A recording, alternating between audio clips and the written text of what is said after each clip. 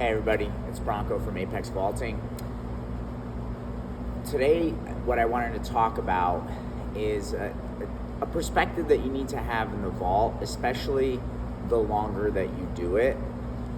I know the last video I did, I talked a little bit about run-throughs, why that might happen. There's like certain training things going on, and the longer you do the vault, the less percentage you're going to continue PRing.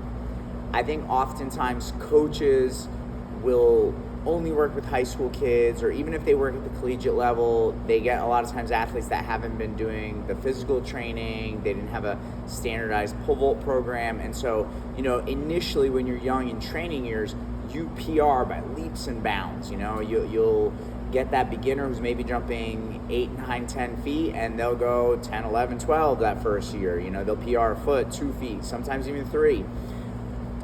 And the longer you go through the vault, the less you're going to PR by. And I think as you go through that process, it's very easy to become frustrated as an athlete or coach. And it's like, oh, we're not PRing. Like, what do we got to do? But are you getting worse? Right? Like, I understand we all want to PR, and it's upsetting when you go to a meet and you don't set a new PR. But are you getting worse? Are you starting to know height? Are you jumping a foot below your PR, a foot and a half below your PR? If not, that's a good sign as well. If you're competing pretty consistently, you're always within, about 6 inches to 9 inches of your PR. Your performances aren't very up and down. You're not going through run-through issues. That's good. You have to accept that. I think the longer that you vault, if you're 2-3 years into this and you do consistent physical training as well as technical training, having consistent performances is a good sign.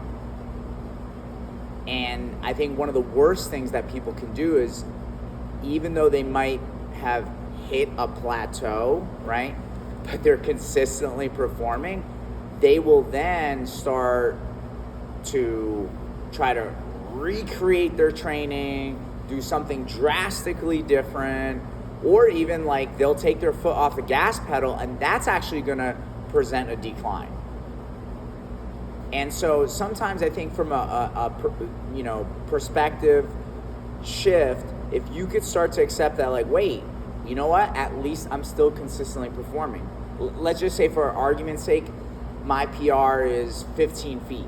Well, hey, if every meet this season I've gone 14.3 or higher, and I have been attempting a PR, but I haven't gotten it yet, well, that's a good sign.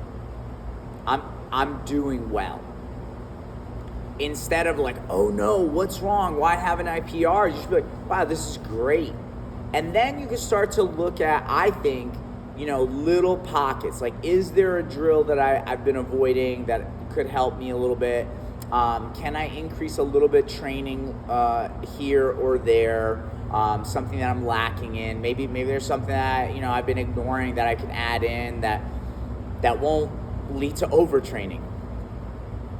Little tinkering, and that might get you that next PR. And again, we have to be realistic. If you're 3, 4, even 5 years into vaulting, and you've been training, physically as well during those years, you may not have a year where you're going to PR 1.5 feet, 2 feet anymore. You might be trying to get those 3-6 inch PRs, and that's kind of where you're at this point.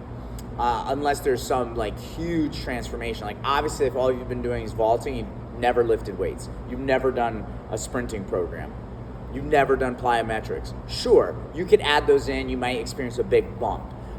If you have this huge technical deficiency, and by implementing a new technical paradigm or new drill structure to your technique, sure, you may experience a big PR. That being said, if you're in a good system and you are training already, we have to also learn to accept that consistent performance is also a good sign, and not get upset about not PRing, right? We all want to PR, I get it, but we have to also be happy that we're still getting consistent performance. I think that's a very important mind shift that as a coach you definitely have to have, and then you have to help your athletes have. Because if we're always ready to fire the alarm when I don't PR, I'm gonna be really unhappy, and it's gonna get very difficult to stay motivated to continue to train. And the longer you do this, the further apart your PRs will be, the less you'll PR by, and setting that expectation and knowing, hey, you know what? I haven't PR'd, but man, I'm within 6 inches of my PR every single meet, and I've attempted a PR X number of times. This is good. Training's going well.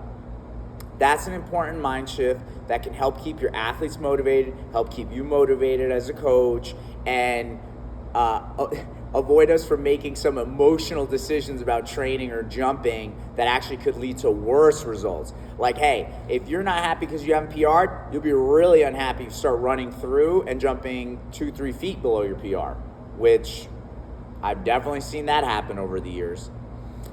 So, again, try to have that perspective that, yes, okay, I would love to PR, but if my marks are consistent, if I'm within 6 inches, 9 inches of my PR every single meet, this is a good sign. Training is going well. My performances are very predictable.